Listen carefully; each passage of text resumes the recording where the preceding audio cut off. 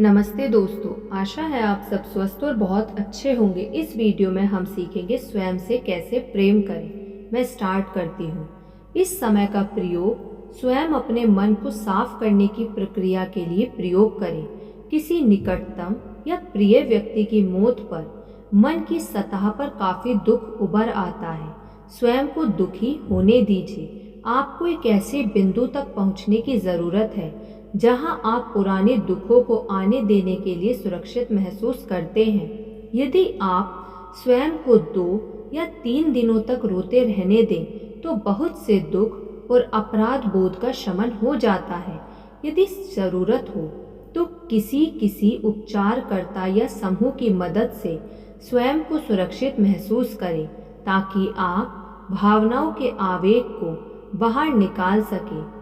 एक अन्य सुझाव है कि आप ऐसे उद्गार करें, मैं तुमसे प्रेम करता हूँ और तुम्हें स्वतंत्र करता हूँ। मेरी कार्यशाला में एक महिला अपनी बीमार आंटी के प्रति महसूस होने वाले आवेग को बाहर निकालने में बड़ी दिक्कत का सामना कर रही थी। उसे डर था कि यदि उसकी आंटी दुनिया छोड़कर चली गई तो वह उससे अपने बीते समय में उसके प्रति रही अपनी भावनाओं को व्यक्त नहीं कर पाएगी। वह अपनी आंटी से बात नहीं करना चाहती थी क्योंकि अंदर से वह काफ़ी घुटन महसूस करती थी। मैं उसे किसी उपचारकर्ता की मदद लेने का सुझाव दिया। जब हम किसी एक क्षेत्र में फंस जाते हैं तो हमारे स्वयं के द्वारा किसी के पास मदद के लिए पहुंचना प्रेम सहित कृत्य होता है। इन स्थितियों के अनुभवी उपचारकर्ता दुनिया भर में हर जगह हैं। उनके पास आपको बहुत समय तक जाने की ज़रूरत नहीं है। आपको कुछ समय तक ही उनके पास जाना है ताकि आप अपनी कठिनाई के दौर से निकल सकें। बहुत से दुख में साथ देने वाले समूह भी हैं। आपके लिए ऐसे किसी ग्रुप से जुड़ना काफ़ी मददगार होगा क्योंकि इस प्रक्रिया से गुजरने के दौरान आपको काफ़ी मदद मिलेगी। हम में से अनेक दिन प्रतिदिन असहनीय दर्द में रहते हैं। यह दर्द छोटा हो सकता है जिसका हमारे जीवन में कोई खास असर ना हो, यह इतना बड़ा हो सकता है कि हमारे जीवन का काफ़ी बड़ा हिस्सा इसकी चपेट में आकर रह जाए। लेकिन दर्द है क्या? हम में से अधिकतर इस बात से सहमत होंगे कि यह कुछ ऐसी बला है जिससे हम निजात पाना चाहेंगे। हम इससे क्या सीख सकते हैं? यह आता कहाँ से है? यह हमें क्या बताने की कोशिश करता है? दर्द शारीरिक चोट या गड़बड़ी के कारण उत्पन्न दुखदाई और परेशान करने वाली संवेदना का नाम है। साथ ही यह मानसिक या भावनात्मक कष्ट या यातना है। चूँकि दर्द मानसिक और शारीरिक बेचैनी से उत्पन्न स्थिति है, इसलिए स्पष्ट है कि शरीर व मन दोनों इसके ग्राह्य हैं। हाल ही में इस बात को समझाने या दर्शाने के लिए मुझे एक बढ़िया उदाहरण तब मिला जब मैंने 2 छोटी बच्चियों को पार्क में खेलता देखा। पहली बच्ची ने दूसरे की बाह में थप्पड़ मारने के लिए हाथ उठाया। इसके पहले कि वह उसे थप्पड़ मार पाती, दूसरी ने कहा।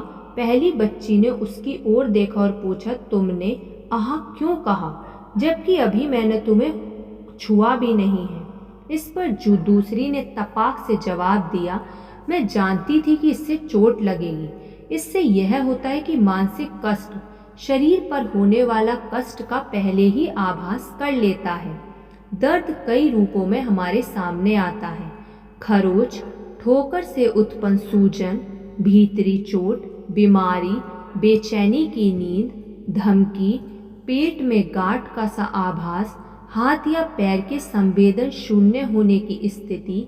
कभी इससे बहुत कष्ट होता है, कभी कभी कम, लेकिन हम जानते हैं कि कष्ट तो होता ही है। अधिकतर मामलों में यह हमें कुछ बताने की कोशिश करता है। कभी कभी संदेश बड़ा स्पष्ट होता है।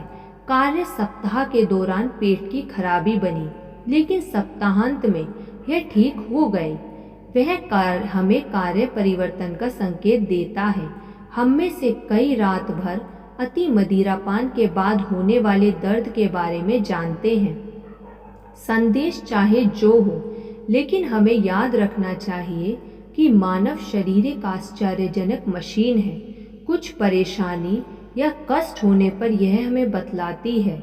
इसकी बात सुनने के लिए हम तैयार हों।